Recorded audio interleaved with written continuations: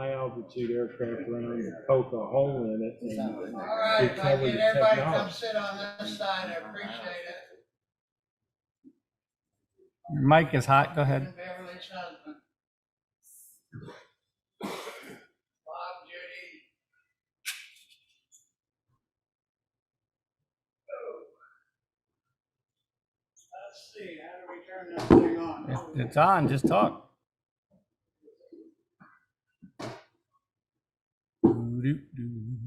All right, well, we got a small group tonight, but that's fine. We were a little unsure whether we were going to get to have this, because Duke's schools were closed yesterday and 3 days before that. But fortunately, the weather has warmed up and things are beginning to clear off, so that's good. So, Dan, can you turn the lights up so I can see people a little bit? There we go. And then we got a couple of visitors. If you're a visitor, raise your hand up.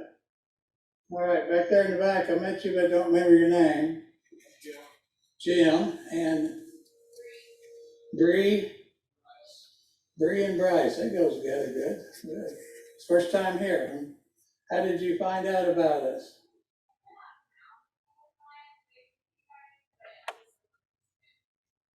Okay, well, good.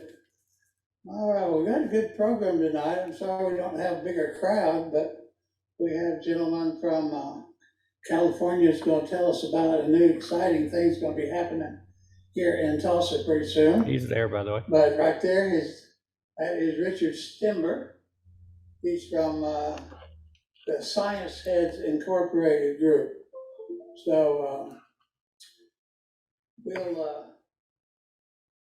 we're going to do a little introduction, Richard, and then I'll do your little video, and then we'll bring you up to talk, okay?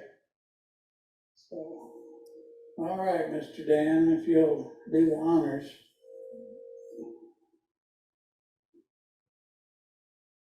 Okay, welcome to Astronomy Club of Tulsa, February 3rd. We just missed Groundhog's Day, so this program won't repeat over and over again.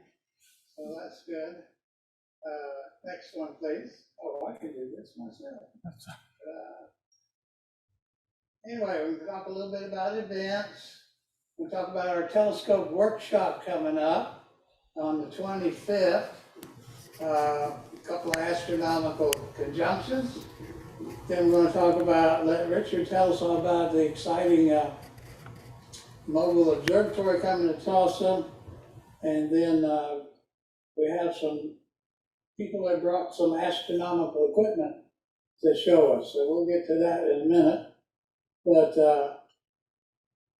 here's our events. You can find these on our website if you're new. I got them updated through the end of March anyway. We have our guest nights on the 11th of February and the 11th of March. And members and guests can come, but we kind of have that night for our guests and have, some special stuff, go up in the dome, give a little constellation show and such. So that's on the 11th. And then our members nights on the 17th of each month. And that, at least in February, gives us the opportunity that if it's cloudy on the 17th, then we could postpone to the Saturday night. So we're still early sunsets. We try to get there before sunset, so sometimes in January, we have to do it after sunset, especially on Fridays. Our telescope workshop is coming up. It's at the Tulsa Air and Space Museum. And if you've got a telescope or you got one that you don't know how to use, or have a friend that's got a new one for Christmas, have them sign up. And we'll talk about how to register for that. Our next meeting here in the planetarium is going to be a special all the way from the Southern Hemisphere. Mr. Brian back there got to go to the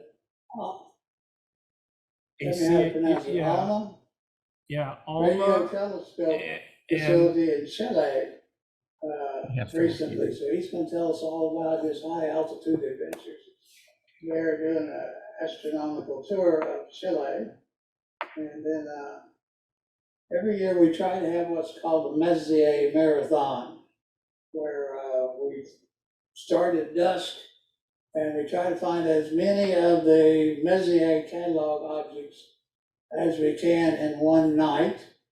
That's possible around the spring equinox. If you start right at sunset and work your way through till dawn, if you don't fall asleep in the middle. But we've had people in our club get over 100 of the 110 of them. I think the record's 105, but I might be wrong on that. Brad might know that. All right, next one. Oh, that's right. That might be the next one. Didn't work, Ben. Okay. Okay, there's some things to volunteer for. We're well underway getting our Messier convention started. It's on June 9, 10, and 11, right here on third floor of Jinx Planetarium. We're hoping for 100 guests, our Tulsa people from the Arkansas Club, Missouri clubs, Kansas clubs, Nebraska clubs. Come to Tulsa, and we'll have some guest speakers. Our keynote speaker is Daniel Kinnifick from University of Arkansas. He does work with gravitational waves, so he's going to come be our guest speaker. We have some others we're working on, and we're hoping that tonight's program, they'll have their mobile observatory done, and we'll be able to see that at our convention in June as well. But the other thing is our telescope workshop coming up. I'm still 3 volunteers short if you want to come and help with that. We have people bring in their telescopes, and we show them where the eyepieces go and help them just kind of understand how to set it up. And it's a really, most of them are pretty simple instruments. Occasionally they're a little more complicated, but we've got Skip and some others that know how to do the more electronic ones. Sorry about my voice. All right, next page. If you go to our website, you'll see a little ad for the telescope workshop, and you can click on it and you can pull up this PDF file. It's a little flyer for the workshop, and if you'll help us promote that, print out a few, take them, put them in your local libraries or schools. I'll just tell your neighbors, if you know some people that have telescopes and just really don't know how to use them. Registration is $15 a person, $15 a group, excuse me. So a group might be mom and dad and a kid with a telescope, or a husband and wife that have a telescope. We get to set it up so they try to spend 30 minutes with one of our volunteers, and they have to sign up because there's 10 slots per half hour. So we start at 10:30 in the morning, and then they can sign up 10:30, 11:30. So we don't want 50 people showing up and having to stand in line all day. So that's at the Tulsa Air and Space Museum's planetarium out there, right across from the zoo. But you can find all of that on our website, just link over to it. And the registration is also on the Tulsa Air and Space Museum's website. So that's coming up just 3 weeks from Saturday, I think. All right, next one. Couple of interesting things going on. You've probably heard about the Green Comet. It was closest to the Earth February 1st. I've forgotten the distance, like a quarter of an astronomical year. But it's on the way out. But Sunday night, it's going to be fairly easy to find Saturday, Sunday, Monday night, if the weather will cooperate for us, because it'll be close to the bright star way up high above Orion called Capella. And you'll be able to fit it easily in a binocular view. It's closest on the 5th at 1.5 degrees away, but it doesn't look like a comet with a big roaring tail. It does look like a nice was a spot in the sky. And then a couple of weeks later, it's going to be way up by Mars and Taurus on the 10th and 11th. And then first of next month, our two brightest planets, start watching them. You can already see Venus every evening. Jupiter is quite a ways away, but Venus is rising up. Jupiter is going toward the west like the rest of the sky is going. And so the first end of February, first week of March, they're going to be fairly close together. And on March the 1st, if it's clear, they'll be both of them in the same low power eyepiece view. So those are always nice when the two brightest planets are close together. All right, next one here. So what we're going to do, I'm going to show you a little video of Richard Stemberg, a little bit about him, and then we're going to let him talk to us on the Zoom. He contacted us. I see what you're doing. He contacted us in December, and they're putting together a mobile observatory. It's already under construction here at Tulsa, and so I'm not going to spoil his talk by telling you everything. So let's run a little 2-minute thing here, and then we'll let Richard tell us more. He's going to be looking for volunteers, so something we can get involved in.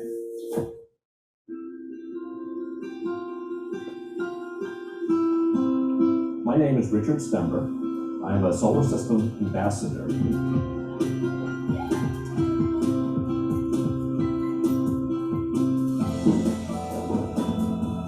We have set up our mobile observatory at a school in Michigan, and we have set up our solar telescopes for the kids to learn about the sun. That's cool. Yeah. Wow, so cool. There's no experience greater than a student walking up to the telescope and seeing the moon or Jupiter or Saturn for the first time through a telescope. To actually seeing the sun really for the first time, I felt it was like a big experience. It's a huge opportunity for our school and for the students to experience something like this on a scale where they get to actually see and interact with what's going on up in space is really exciting for them. Those are areas of the sun that are cooler than the rest of the sun.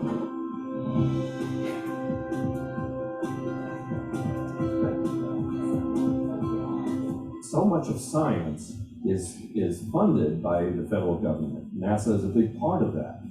So it's really important to us, solar system ambassadors, that the public at large understand what science is being done because they're funding it. So why don't you go ahead and take a look through the Hydrogen Alpha telescope. I would not be surprised we could have future astronomer in our midst. I think we can inspire students to study a little bit harder, to take that science class that maybe they wouldn't have taken otherwise, but also adults to learn more about what is being done by NASA and other research organizations. I would do it. I'm doing it. If it was just one student who became a scientist, I would be so honored to think that I played a very small role.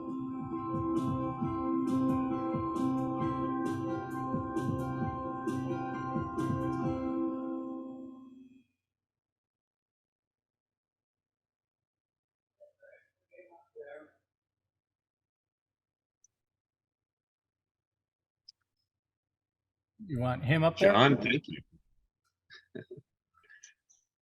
There we go. Now you're up there. Very good. Well, John, thank you very much for playing that video, and everybody, thank you so much for giving me this opportunity to tell you about my nonprofit, Science Heads. I'm going to go ahead and share my screen here so you can see a few slides that I've put together for tonight's presentation.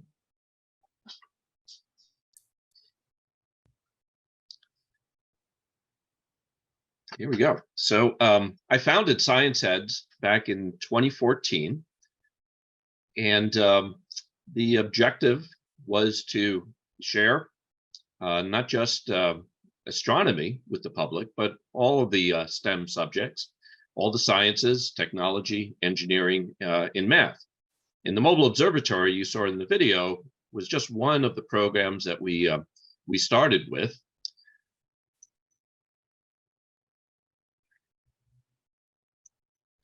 Our mission, as I mentioned, is to raise science literacy in our communities and support STEM education in the local schools. We believe the best way often to do this is by offering an immersive and meaningful hands-on activity by which the students and the parents and adults can grow and learn. And astronomy, as you know, is one of the most approachable sciences. So we started there with our mobile observatory that was in the video. To date, we've developed quite a bit of other programs as well that I'm going to share a little bit about with you to give you an idea of what we do. Of course, we host astronomy and science days and night events at local schools. We have the mobile observatory, as I mentioned. It can operate in all weather. Just the other night, we had an event at its school that normally would have been rained out, but using remotely controlled telescopes and the computers inside the mobile observatory, we were able to offer a full program of live viewing using telescopes in Chile and in the Canary Islands. We also, twice a year here in Southern California, we launch a high altitude balloon and invite students, middle school and high school students, to submit proposals for original experiments. And they build those experiments, and we launch the high altitude balloon and retrieve the payload and return those instruments back to the students. We also have a new rocketry program. Students as young as in the first and second grade can build a paper rocket using just a form that we provide to them and Scotch tape, and we launch the rocket with pressurized air. We also have a number of ham operators who are volunteers for our organization, and they have set up communications with the astronauts aboard the ISS, the International Space Station. Our North Carolina group is setting up a SatNOG satellite tracking system in a local library. And we have over 80 activity kits that we've developed that could be lent out to schools, also provided to libraries so kids can check out STEM-related activities and learn about radios and science and technology. They can learn how to program using a Raspberry Pi computer, for example. As the video showed, I'm one of a handful of volunteers at the organization who happen to also be solar system ambassadors.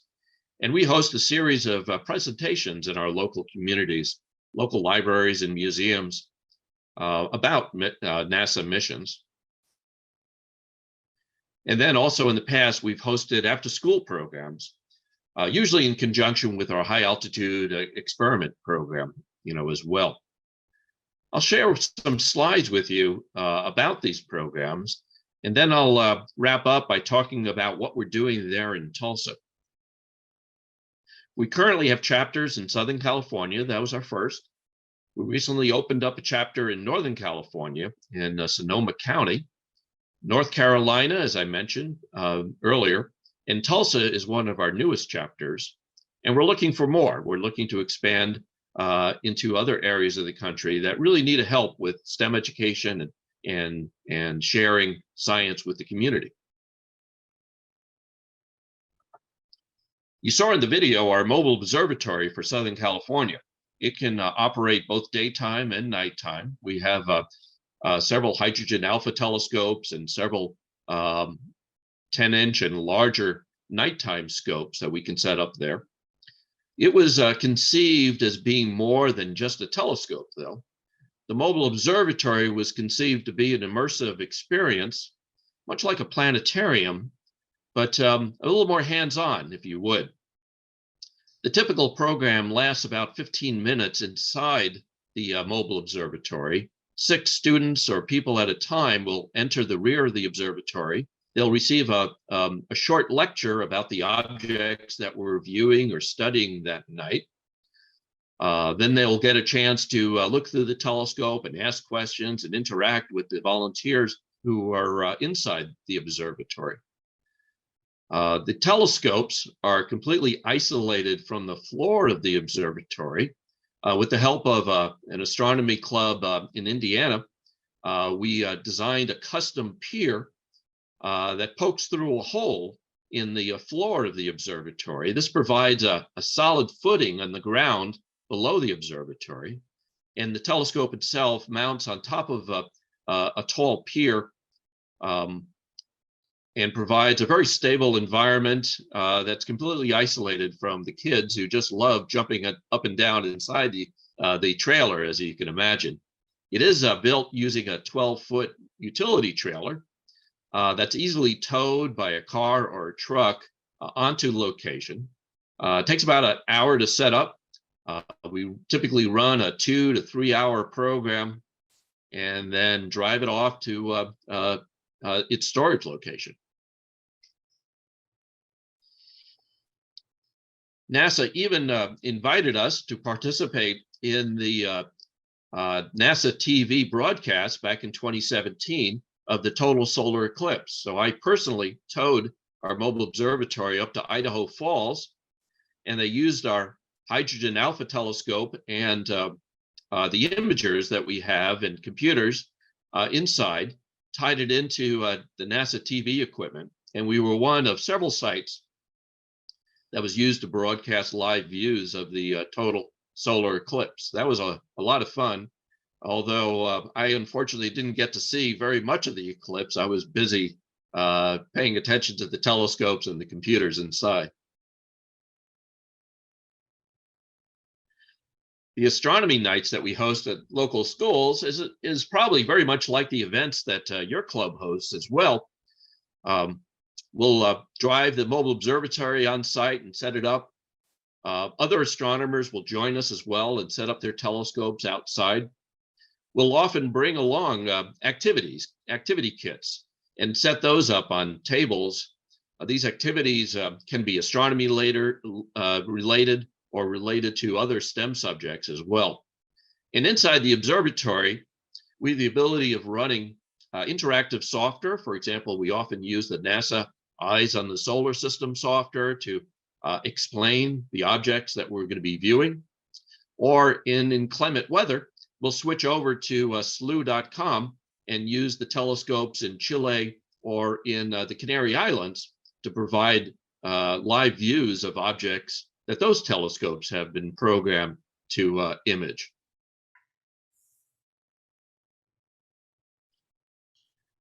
Some of our other programs may eventually come to Tulsa as well, such as our high altitude balloon program I mentioned earlier. We invite local students to either participate in ongoing experiments or design original experiments. They'll build those experiments and we'll launch them in small payload boxes. They're then invited to share the results of their experiment. We'll publish them on our website and provide poster sessions for the students to talk about their experiment. And it's a great way of emphasizing, buttressing what they learn in middle school and high school about the scientific methodology that scientists follow and the other subjects that they've been studying. Our balloons often reach up to 20 miles in altitude. Here's a picture of what it looks like 20 miles up. You start to get a sense of the curvature of the Earth. And we've even captured images of Venus and other planetary bodies up there. The Solar System Ambassador Program is something that you may be familiar with already. There's about 1,000 ambassadors around the country. I've been an ambassador since 2011, I believe. And I've given numerous talks on the various NASA missions. And we often tie this in with Science Head's activities, daytime viewing of the sun, hands-on activities, high altitude balloon launches, etc. Now getting to what we're doing here in Tulsa. not too long ago, we received a very generous series of grants to bring this kind of programming to the Tulsa area. So a few months back, we purchased a trailer and a dome, and we started the construction of a mobile observatory, almost identical to the one that we have in Southern California. These are recent pictures of the construction. The pier was generously donated by the local Tulsa Welding School folks. They got a donation of the pipe and steel, and cut it all to our specifications, and put together a very fine custom, albeit heavy, pier that will provide excellent support for the telescopes that we mount on top of it. You can see the inside picture there.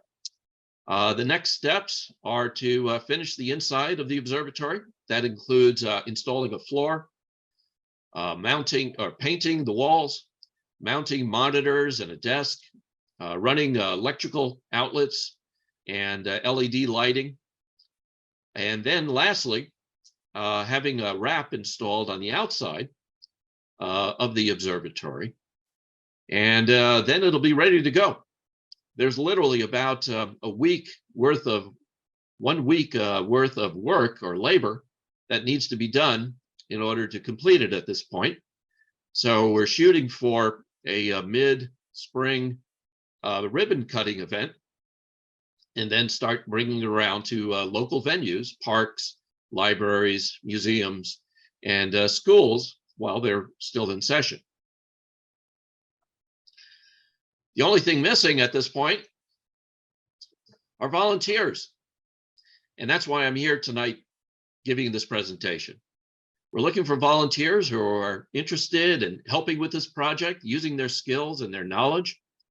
You don't have to be an astronomer, because we work in all sciences and technology and engineering and even math. If you have an interest in sharing your STEM knowledge, we would love to talk with you and have you volunteer alongside of us at these events.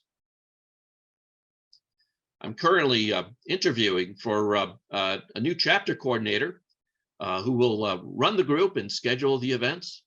And we're looking for astronomers to help finish the build and to run the mobile observatory. We affectionately call it MOBS. That stands for Mobile Observatory, of course. We'll give it a formal name as we get closer to its ribbon cutting. Here in Southern California, we called our MOBS Explorer 1, which is the name of the very first US satellite. It was built by JPL, which is of course based here in Southern California. So astronomers, informal and formal educators in all STEM subjects, anyone with an interest in STEM, we'd love to talk to you. So I encourage you to get your phones out, take a picture of this slide, give me a call or send me an email with your questions, with your comments, and by all means, visit our website. It's scienceheads.org. You can even download an application to volunteer right from the website. You can read about all of these programs and see what calendar we have in our various chapters. So, John, I'll turn it back over to you.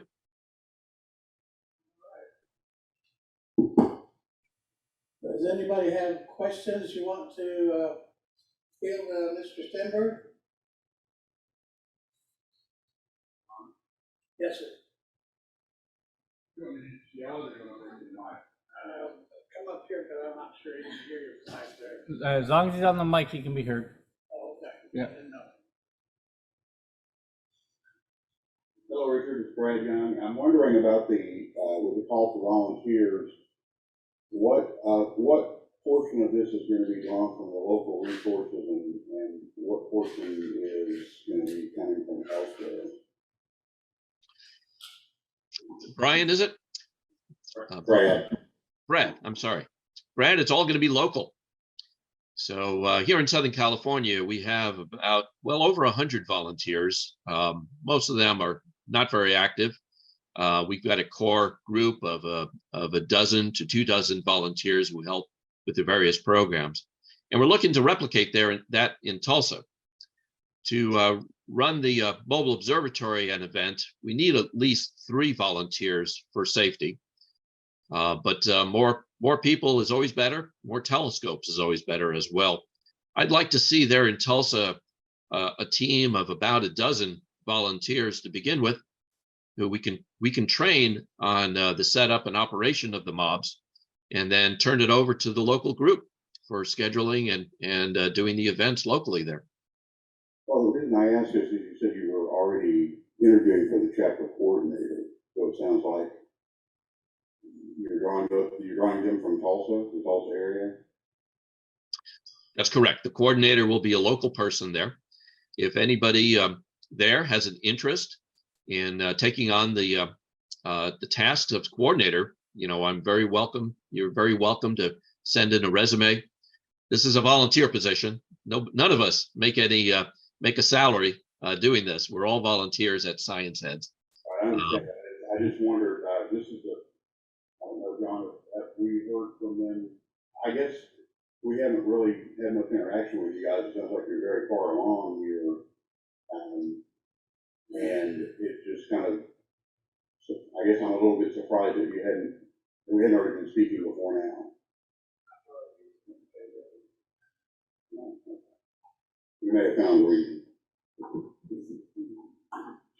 Well, we're certainly reaching out now. So I would enjoy your input and your suggestions, as well as from the rest of you as well.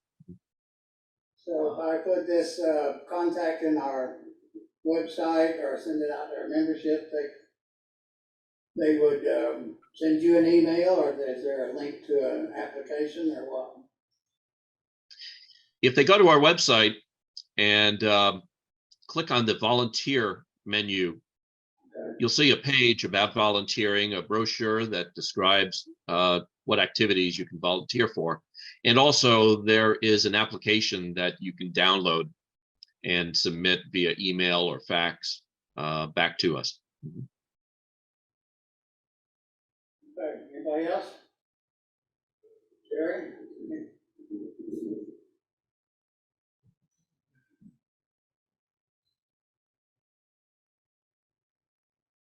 A couple of years ago, we had a young lady, Cheyenne Smith, who was a NASA ambassador, and she was talking about a mobile observatory back then. Is she still involved in this? Actually, she was our chapter coordinator till just recently. And because of various needs for her to focus on her education, she did tender her resignation, and that's why we're looking for a replacement at this point. But I know that she did approach your club at one point and talk with you folks. As you mentioned, she is a NASA ambassador, and we've worked together on several presentations as ambassadors, and I imagine she may be volunteering with the organization going forward. It's just that it's not possible for her to continue on as the chapter coordinator.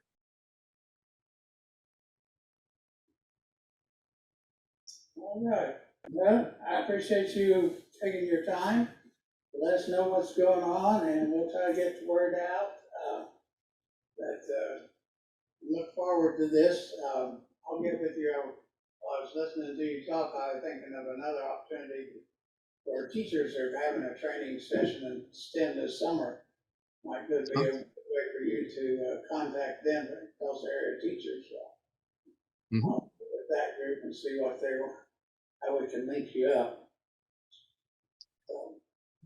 That would be great, and I look forward to any opportunity to work with you folks and bring the mobile observatory to some of your events, or certainly to the June convention. And I appreciate this opportunity. John, thank you, and everybody there. Thank you for your time tonight. All right, thank you very much. You have a blessed evening. Thank you, as you as well. We'll let Mr. Stenberg go. They're 2 hours different, aren't they, out there? Can you bring up our slide section? I can as soon as I can get to my thing. Here we go.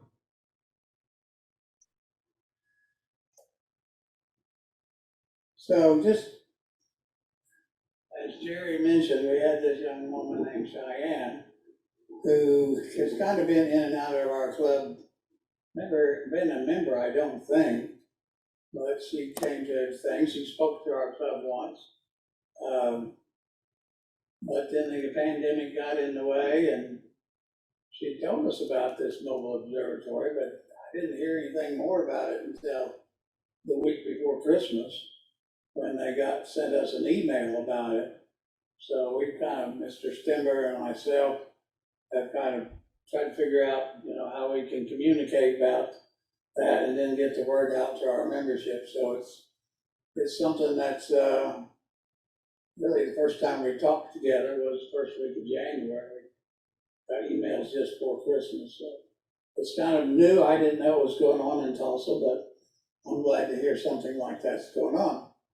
So you can get with me or anybody else and we'll bring that up. So what we have planned for tonight, something we used to do all the time. Some of you have been around the club for a while like Judy.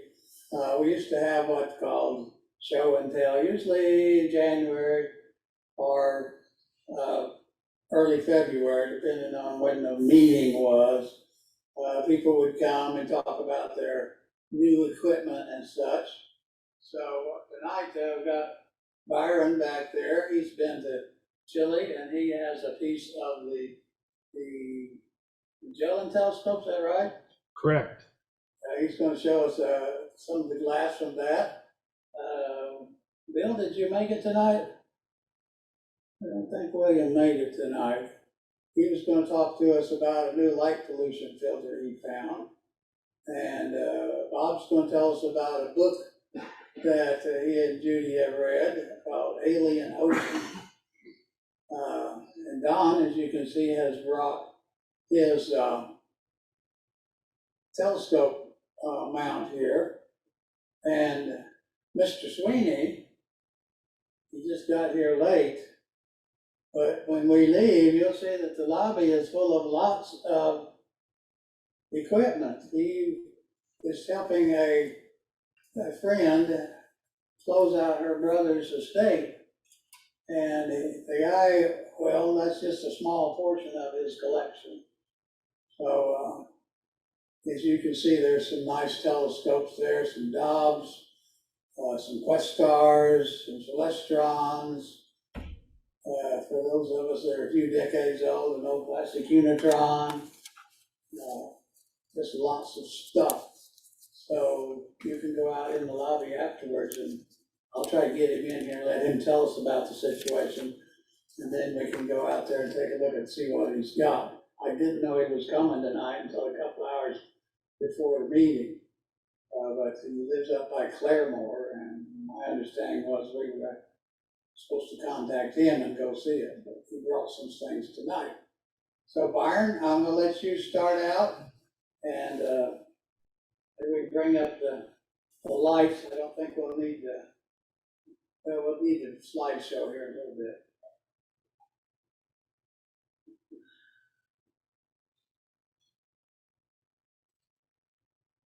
Thank you, John.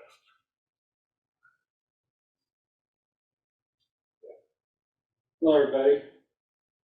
Come to a lot of meetings. It's the first time I've had a chance to give a presentation, and what I brought is atypical of what people usually bring to show and tells. I don't have a meteorite telescope or $1,500 eyepiece, any adult toys, nothing like that. The reason I said that is to keep your attention. Is this guy nuts or what? Well, yeah. But anyways, recently I was at Chile, and we visited a number of telescopes that are operational. But at the same time, Chile is a hotbed for the construction of new, very large, very sophisticated telescopes, just due to the darkness of the sky, the lack of closed cities, the smooth air coming from the cold waters out of Antarctica through the Brood Trench, the altitude, and just absolute number of clear nights per year in which astronomical research can be performed. But one of the telescopes under construction is called the Magellan Telescope, and it's going to be a multi-mirror system utilizing 7 of the largest single mirrors ever made. They're 8.4 meters in diameter, or 27.5 feet across, and collectively they will be the equivalent of an 866-inch telescope. Anyways, during the manufacture of the central mirror, mirror number 4, which was made in 2015, they removed some sections of glass that had some impurities in it, and they have a way of bonding removed sections back together. As a matter of fact, one of the telescopes under construction, it's 55 blocks of glass that have been bonded together.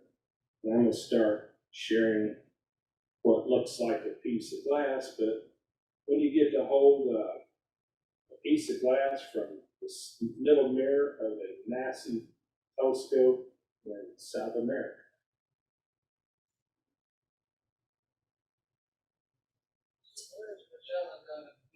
Yeah, Magellan is going to be 70 miles north of Cerro Tololo and Cerro Pachon at the Las Campanas Observatory Complex in the southern end of the Atacama Desert.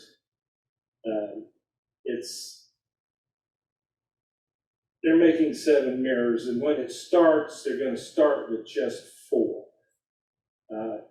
It's taking time to cast each individual mirror because the Stuart Richard Karras Mirror Laboratory in Tucson is making these mirrors for the Magellan Telescope. Most of the mirrors at the telescopes in Chile, the glass is produced by Corning out of New York, then sent to Paris, France, for figuring and polishing. Paris has one of the finest finishing and figuring facilities in the world, and then it's transported to its location in Chile. These mirrors, however, are being made out of a material called E6 borosilicate glass, kind of a special recipe, and the glass comes from Hoya, which is well known in cameras and other optics in Japan. So these mirrors each are made out of 20 tons of glass for each mirror, and they're finished to a surface accuracy of 0.2 millionths of an inch. So we want to talk about STEM. Let's go to the E, engineering. Not only just astronomically is it amazing, but the engineering and technology to put that smooth of a surface on a 27.5 foot wide mirror is astonishing. So, I guess I was at the right place at the right time, but a member of NORLAB, which is the North American Optical Infrared Laboratory, gave me one of those pieces. I think they had about 40 of them left over, so kind of won a little bit of a lottery. It's an interesting keepsake, something I'll pass on to my And so, there's other people want to give talks, and I don't have time to go into all the specifics about the tall spinner design and everything, but that's something I wanted to share. That will be good. And thank you for your time.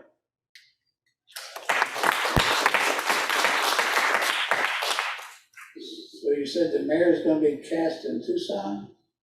Or do you? It is being cast in Tucson, I forgot to say. They have a rotating furnace. And it takes 12 to 13 weeks of heating in this furnace. And then it takes 6 months for the mirror to cool. You have to cool it very slowly, so it doesn't fracture, crack, break, or have defects, minor defects like this little piece of glass I had passing around. I'd heard about the spin caster thing. Right. Thank you, John.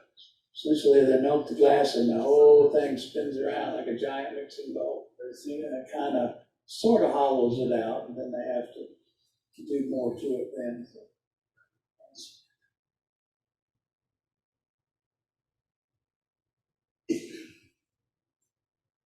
Make you confident. Okay, flip it to the next one, please, Dan. Well, Bill didn't get to come tonight, but he turned there you go.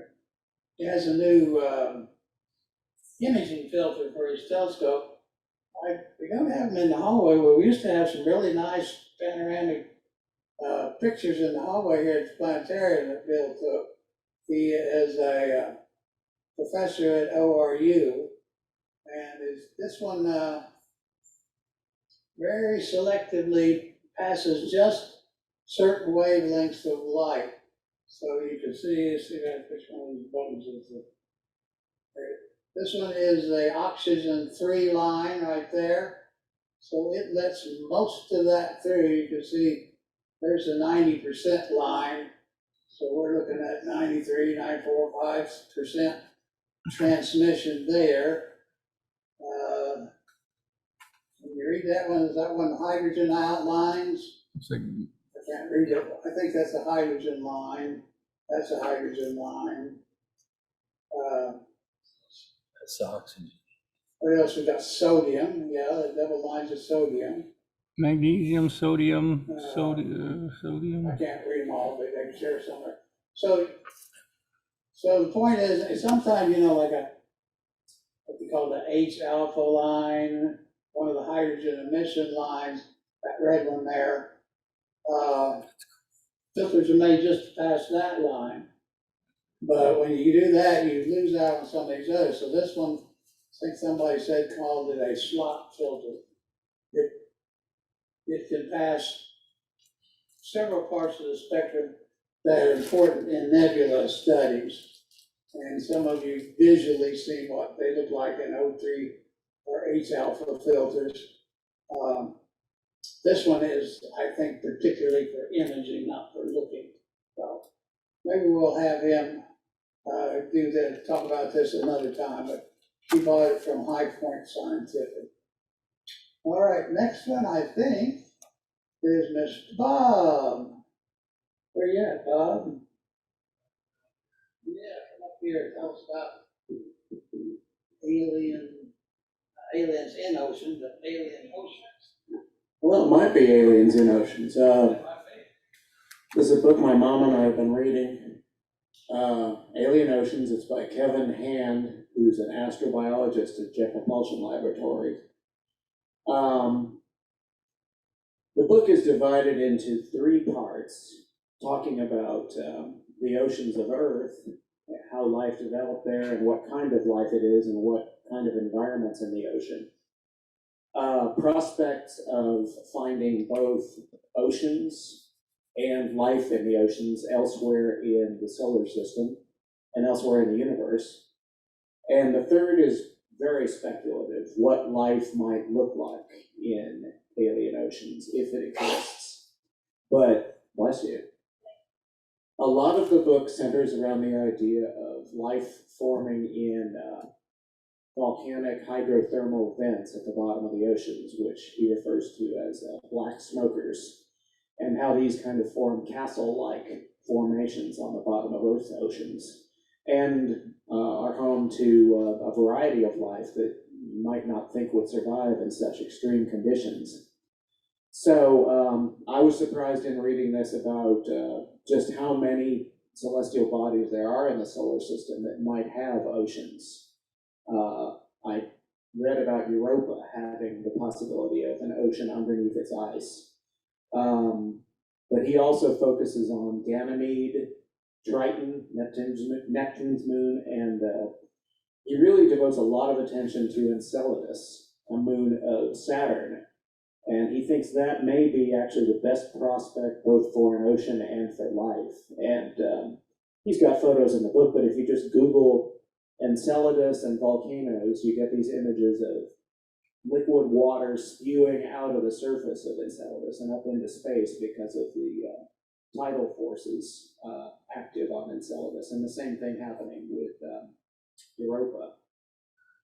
And in fact, reading this book, you find out that Enceladus has probably more volume of liquid water than Earth's oceans do.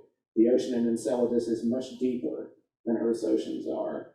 And it doesn't have continents. It has probably a rocky core, an icy crust, and then between that, just water all over the moon. So those are some of the best prospects for the possibility of oceans. He also mentions that there might even be rogue planets that are volcanically active. That would be obviously frozen surfaces in deep space, but the possibility of warm ocean bottoms. Now, the third part of this is very speculative, and this is where he talks about what life might look like and whether it's intelligent or not. And one prime example he gives is the possibility of intelligent cephalopods. And I kind of laughed when I read this back in the early 2021, and then I saw that movie that came out on Netflix, the My Octopus Teacher, about how octopi, can actually use rocks and other things as tools and seem to have intelligence on a par, if not greater, than dogs or cats. So anyway, it's an interesting book, Alien Oceans. You'll learn a lot about planetary volcanism, prevalence of liquid water in the solar system, and the possibilities of life.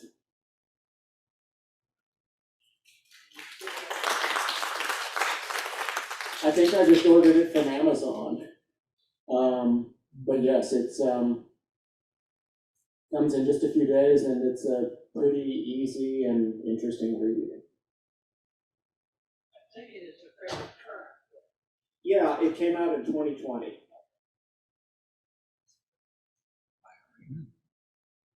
Read it in my Thank phone. you very much. All right, the next one here. Mr. Don Bradford.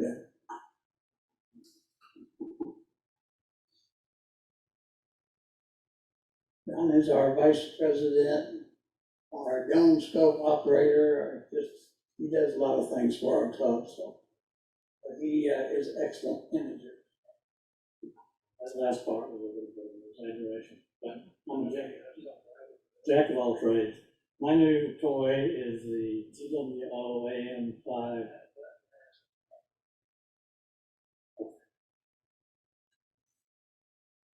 The GWO AM5 equatorial mount in the upper left-hand corner. That's the way it comes in the carrying case. And next to it, with it, is a part of the toy, is the carbon fiber 5-pound tripod that it fits on, which is very well made. All of it's very well made. It is a harmonic, so-called harmonic drive mount, otherwise known, I guess, historically as the strain wave drive.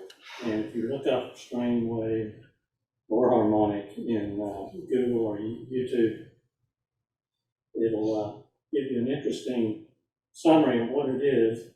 and I can't possibly do that verbally because it's kind of complicated, but it is a complicated mechanism of 3 or 4 gears that mesh together, not in a traditional way, one of them being flexible, but the result is a very high torque, zero backlash drive, which is all the things you need in a less expensive, I say less expensive because as compared to a lot of drives that give you the kind of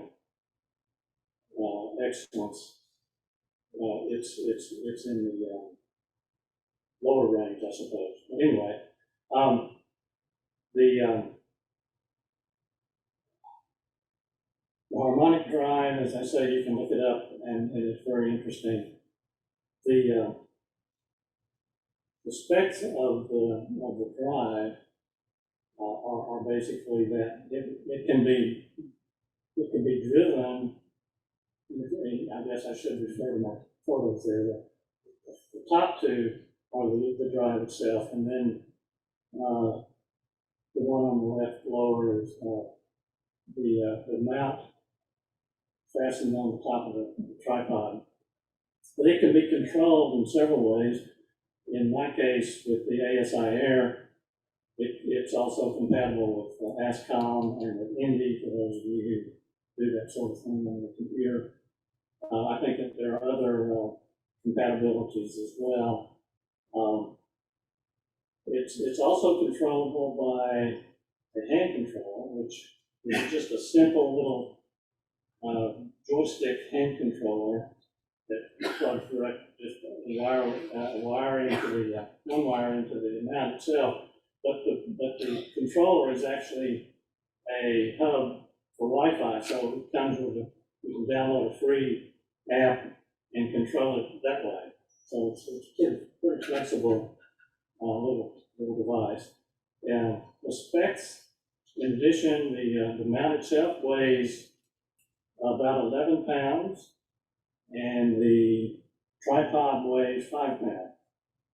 And as you see in the lower right-hand corner of the photograph I took, the little carrying case carries the mount and some other items, including the spreader for the, I take that back, a few items that came with it, including some Allen wrenches and the hand controller. That in the total package weighs about 17 pounds, and then the rest of my system, including the tripod, will fit in that Orion tote bag there, and that includes my 102 millimeter refractor, a 60 millimeter guide scope, a main camera, ZWO ASI 294mm, it's a monochrome camera, and then the guide camera is a ASI 290mm, and what else does it have in there? It has the ZWO ASI Air controller, which is this little device right here, which is just a computer that controls basically everything, including the filter wheel. Filter wheel also is in that bag, and it's a part of the weight. But the bag itself, including all of my stuff, weighs 27 pounds. And I came in with both of those in tow, and John can vouch for me. It's a grab and go, essentially, even for an old guy like myself. 27 pounds on the bag and 17 pounds on the little carrying case. And except for the battery, I didn't put the battery in there. That weighs maybe 6 or 7 pounds. Or it can be powered by a converter, DC converter cord. So if you have access to that, you don't need a battery. Anyway, I'm quite pleased with it. I got it a week ago, Friday, from tonight. And I took it out to the observatory and did a quick recalibration of the guide mechanism. And did like, I think it's about an hour guiding on the western sky on a subject that I've been photographing off and on for the last 2 or 3 months, trying to get as deep as I can. It's the Can you Stefan. pull up astronomy picture today on the Stefan 29th of January?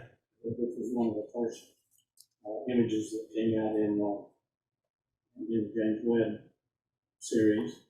But I, for those of you who know what guiding is, the PhD guiding log that night for 1 hour, first time out, Go down to claim, was scroll down the declination calendar. 0.4 arc seconds, RMS, 1 for the hour whole hour, and the RA What was the was date? 0.65 of January 29. arc seconds, RMS. No. So that's definitely within the guidelines, and I was pleased. I have a photograph of the image that I took that night, stacked. I don't remember how many images it was, but without very much processing at all, showed some pretty round stars. So if those of you who can't see, this is the carrying case that you see up there, and this is the bag that it all comes in. And this one over my shoulder, and that one under one hand, and it definitely is a ready to go. Where did you get this?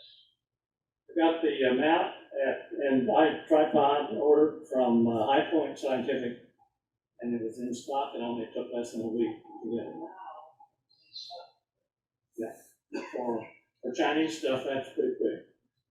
I see in the lower left-hand picture, your kitty cats seem to be interested in your new mount. Those kitty cats are basically interested in everything that we do, and then some that we don't do. So is my kitty cat. Yeah. It doesn't smell like them. Yeah. Any questions? I've probably told you everything I know, so. Yes, sir. So the averages were good, so you didn't have any sort of spiking or anything? Did you dither between each shot? I did not dither, I didn't do anything fancy. Spikes, of course, if you blow it up enough, you're gonna always see spikes, but the spikes were. Tracking, so the tracking didn't have any outliers as far as. No, there weren't any major outliers, yeah, which I've had before with my previous. No, it's very stable. It's very well made. I can't give you a review of it. I've been one night out with it, and I wouldn't want to do that. But I was pleased with the way it feels, the way it comes together. It's a very solid. One thing I didn't tell you.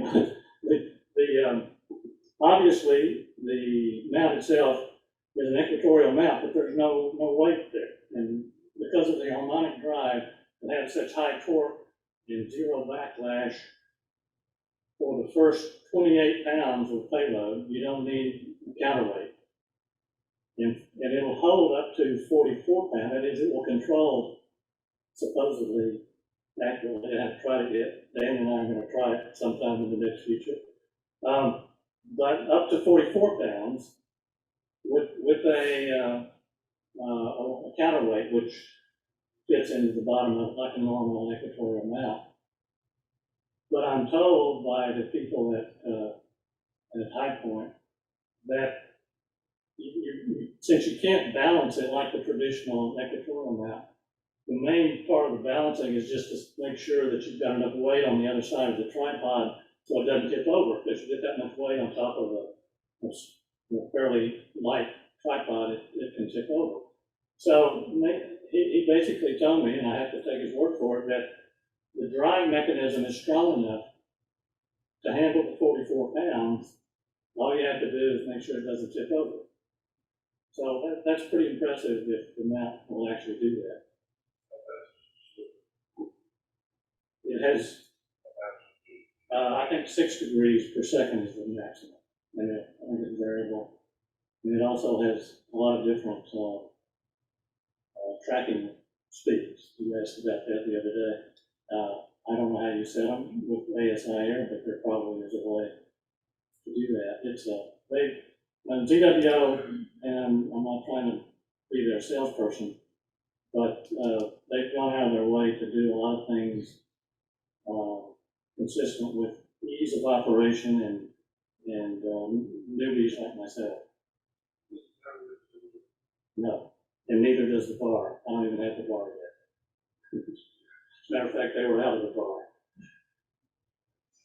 I have a question. Thing on the tripod below, is that for extra weight? Yeah, I put the spreader in there and then fold it up when I store it. And also, the other night I had a 12-pound weight that came with my other mount in there, and they suggest that's a good place to put extra weights. It keeps the center of gravity below the pivot point if you have enough weight to tip it over. There's an old trick we used to use with the little Lindsay mounts. Put a small milk jar full of sand or something down there to. Yeah, I've got one of those. Stabilizing counterweight. Yeah. They're not stabilizing mass. When we're all done, I'll be glad to take that telescope off and you can just see how light, but how sturdy and rigid the whole thing is. It's quite impressive. Thank you.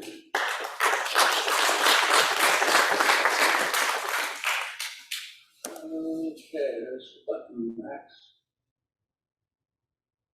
Something new I'm trying. We've got our new website up and we have some access to it.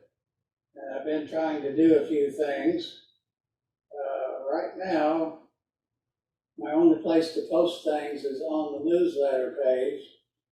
But I kind of tricked it a little bit and made a couple of documents like this, PDFs that I got a URL on. The first ones two went well. But the one I made today for the workshop, I crashed the website. And I had to call them up and say, oops. But anyway, what I'm going to try to do is have a, not just for our club, but a kind of a telescope equipment swap page. We occasionally get people that want to sell a telescope, or, they want to, a lot of times we get people that want to buy a telescope, but they don't want to spend all the money for a new one. They want to get started, but, something that's a little less expensive.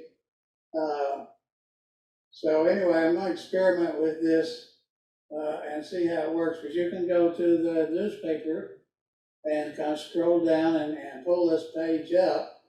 The first one there is one of the widows of one of our longtime members, Paul, and he has a nice 11-inch Celestron from the early 2000s that she would like to sell.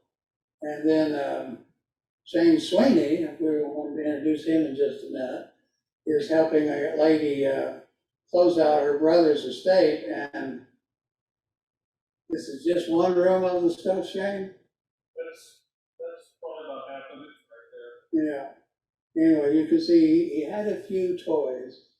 And I got this one as I was closing out the PowerPoint today. One of our members sent this in to put on the page. I didn't even have time to mess with it yet.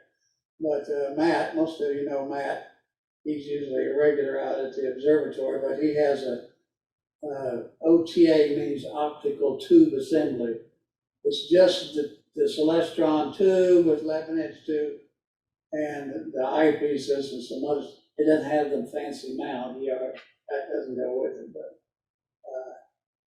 he sent that in and said, wanted me to put it on the page. I didn't have time to mess with that today, but I'm gonna introduce Shane Sweeney. He contacted us a couple of weeks ago. He's helping a lady dispose of a lot of her equipment, and as you can see, I'll not spoil the fun, but there's a lot of things there that are for sale. They live near Verdigris. And when you go out, There's a lot of them in the lobby right now. So I'll let you come up, Shane, and tell us all about the goodies.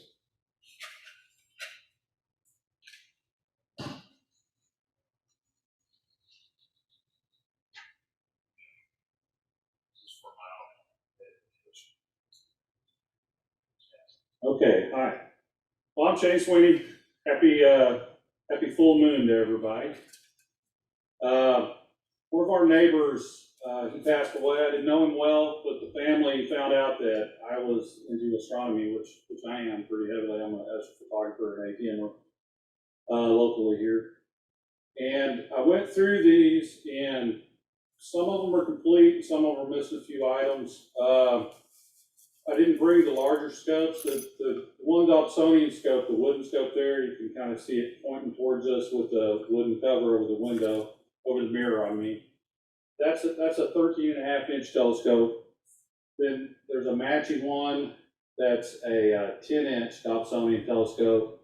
There's also a small 6-inch that they've got mounted on an old Meade fork drive.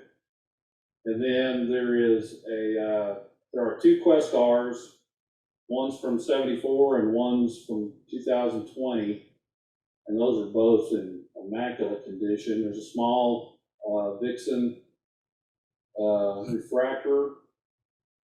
There are several Meade telescopes and several Celestron. There's a Celestron NexStar 8-inch Smith-Cassegrain, a 6-inch. It's not a NexStar, it's kind of like their Star Prodigy series.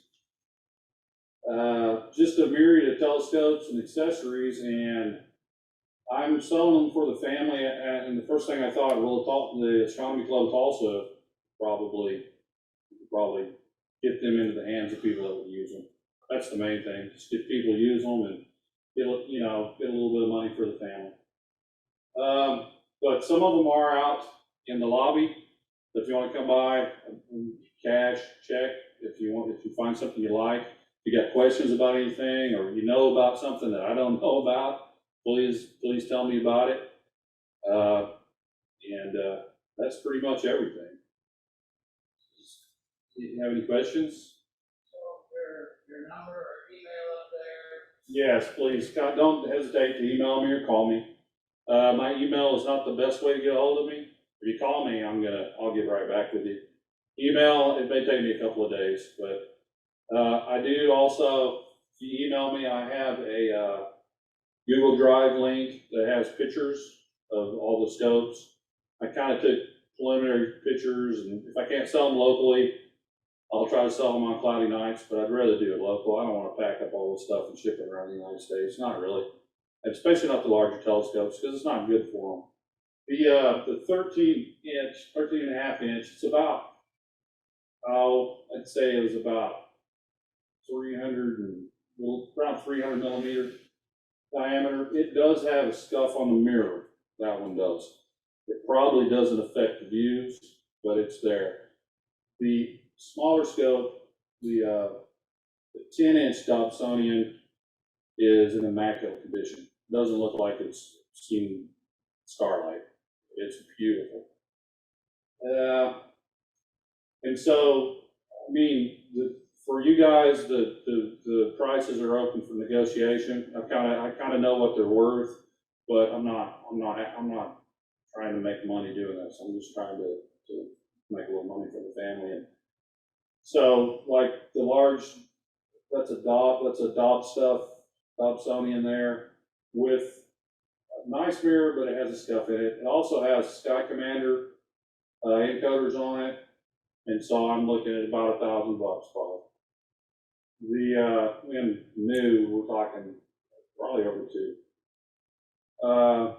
The 10-inch, probably about $9,000, just because it's in perfect shape. It also has Sky Commander on it as well. The other items priced about the same, about not less than used.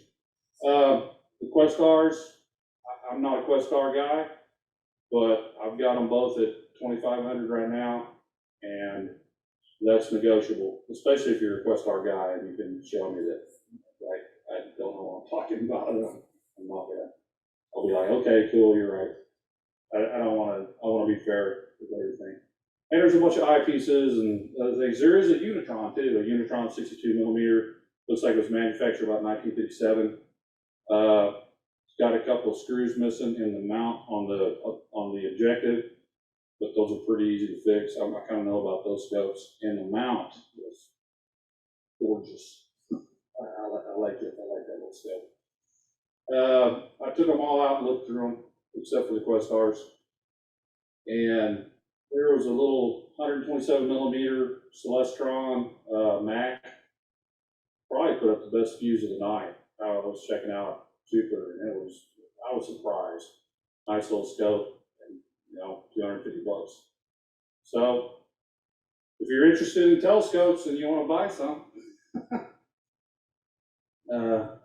just come see me. They're called Dobbs Stuff. That's the brand. You can look them up online. I don't know if they're kind of like Keter scopes. I'm not really sure if they're still in business, but they're a premium wooden Dob. They're comparable to Obsession. A little lighter. They're made to be lighter too, a little more portable. So they do both of those. So the larger one is the upper cage slides up the truss rods, and then it has wires that hold it. So it's that type of cage, if you're familiar with that. Basically, the trusses would flex if there were just 3 trusses holding this, but the wires cause a static, trying to look for the right word. It basically counteracts the flex of the pole. So if it tries to flex, this wire will not, the wires won't stretch. So that's kind of the way it works. And the smaller one is just the 3-pole, and both of them will collapse down, or you can take the poles out. I wouldn't say the 13-inch is portable, but it's not a very heavy telescope. You can pick up I would imagine the OTA with a mirror in it probably weighs 35 pounds, maybe 40. Made out of, they're really pretty. I wish I'd brought one up, but I didn't have time to break them down and bring them over. So, any other questions? We also, you said something, there is a power pack out there, a Celestron power pack. I have 2 of those. And you just come by and check the table out. I got most of the smaller accessories here, so you might find something you want. You can go to our website, February newsletters, slow down a little bit. I'll show you I showed you the telescope sale page, and this information's on there too, as well as the other one. If you want, I can run through a little bit of what is here. But yeah. Someone likes Meade. There's a Meade light switch that I knew nothing about. A 6-inch light switch. Looks like it's never been used. Somebody's phone is kind of blue. Probably mine.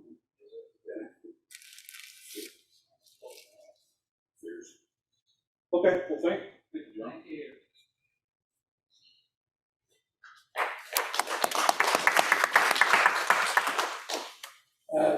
Okay, I think that's it on the slideshow, but I wanted to show you this picture of the comet. We turn the lights down a little bit. How many have actually seen the comet yet? I can't see hand. I see a few hands up. Oh, sorry. Now, you're not going to see the green color visually, because our eyes simply don't see color very well at night. But you will see the coma, that cloud around the middle, and a brighter central area. So if you imagine that center area where the green is and the kind of the tail sweeping back, that's kind of what you see. And it's pretty large. I can see it in binoculars. Several nights ago, I compared it to the globular cluster M13 in my 6-inch scope, and it was bigger than that as far as, looking at the same magnification. And in my binoculars, to me, it seems as big as the Orion Nebula looks in my binoculars. So it's pretty good size, and that was before the blizzard, so it was a little bit closer to us then. But for those of you who are new, comets are big mountains of ice. This one, I think they said before, is a half-mile across. Halley's Comet, of course, is famous, is 18 miles across, as I recall. So, you know, these things are huge. And as they go around the sun, of course, they've been out there in the far reaches of the solar system. This one has an orbit of something like 50,000 years. So it goes way, way, way beyond the Pluto and the inner Kuiper belt, probably out into the, well, its origins to me seem to be from the Oort cloud. Those of you know a little bit about orbits. All the planets kind of orbit in the same plane called the ecliptic. You can see, you know, they follow through the zodiac, is what we call it. Sorry about my voice. But a lot of the periodic comets do the same thing. They travel in that same band as well as the asteroids within 20, 25 degrees. But then these long period comets, they can come from any direction. And this one's going right up over the North Pole and back down again. And some of them go backwards of the way that the planets move. They're way out there, and something bumps them, jars them, and they head in. And as they get close to the sun, they start to evaporate, sublimate. You'll notice that even when it was below freezing, some of the ice on your patio or such went away because it evaporated. So these comas are huge.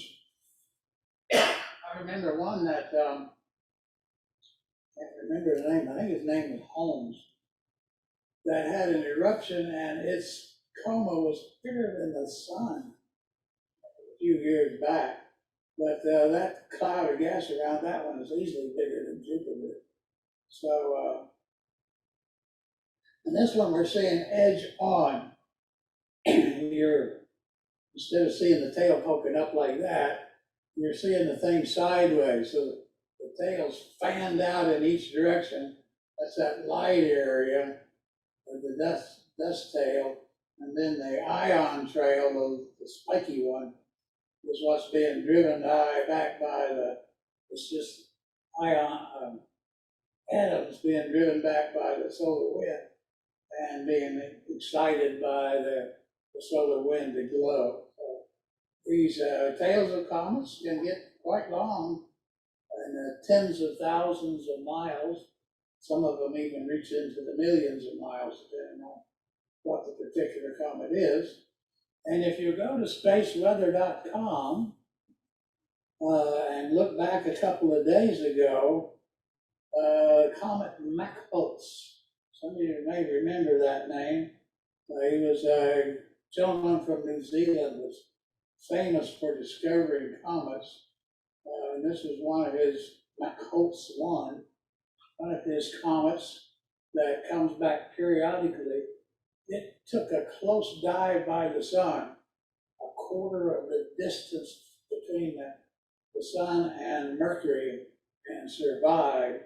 And you can see it on the solar, what is that thing? Solar, I can't remember. Solar Heliospheric Observatory. You can see it on the video on spaceweather.com. I like to watch that site because it frequently has pictures of comets that are around, aurora activity. It always has an image of the sun, and the sun's getting much more active lately. And they love to talk about clouds, various kinds of anomalous clouds. But anyway, that's one of my favorite sites. But I thought, and Don has a nice picture of that. If you look at our newsletter, that I put it on the cover page along with a couple others that he took last Friday night. That's all I have for our program tonight. If you have any questions, you can stick around, Tamara.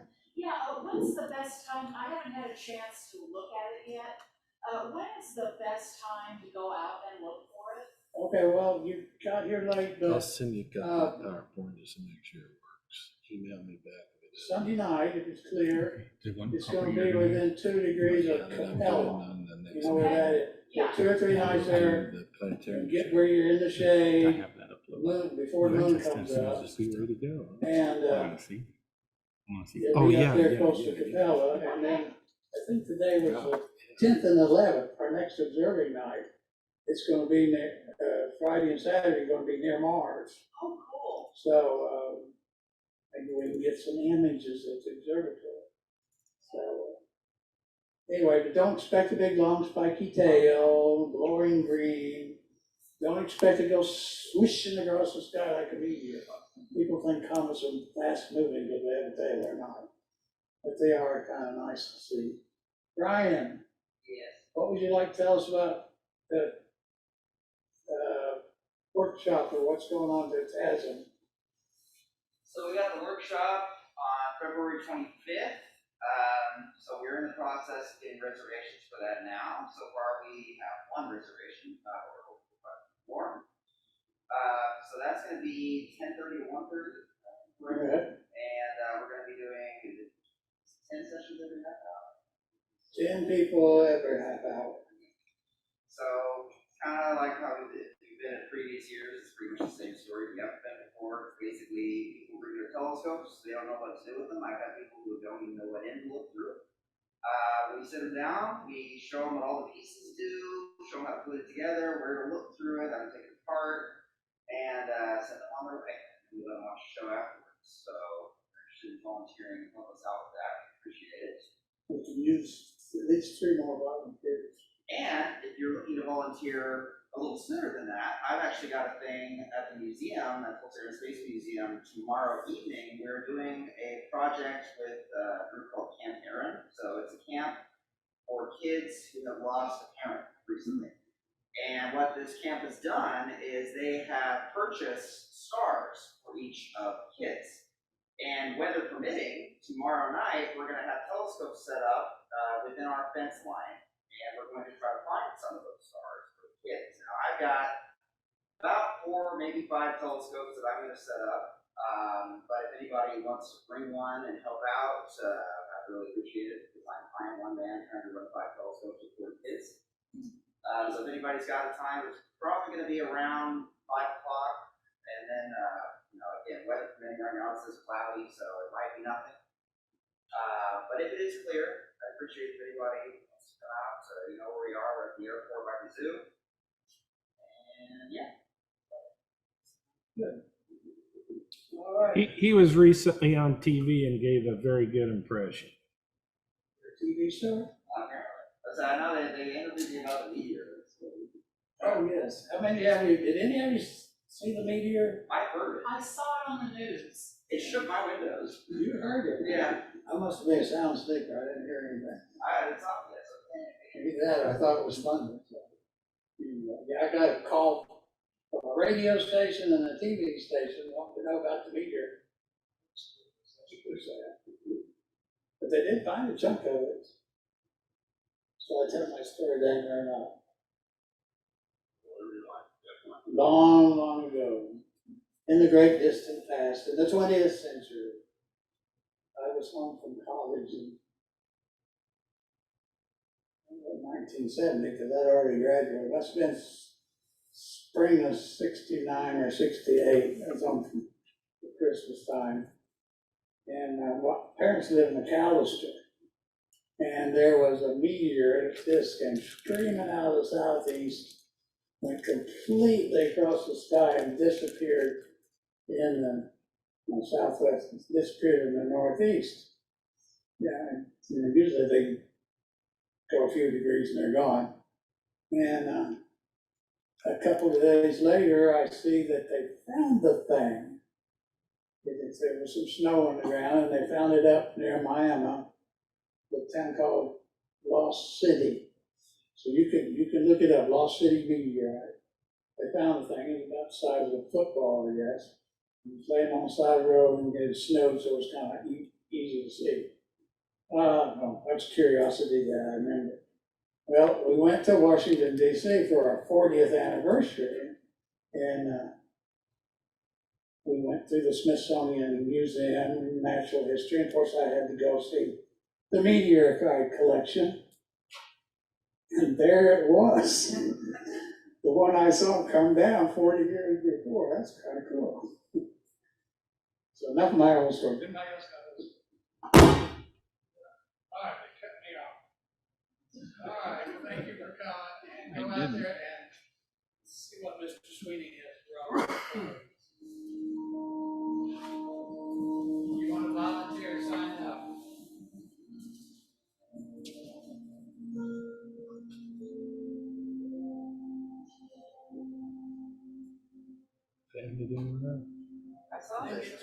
Okay. a couple of weeks ago, and I thought, What? yeah,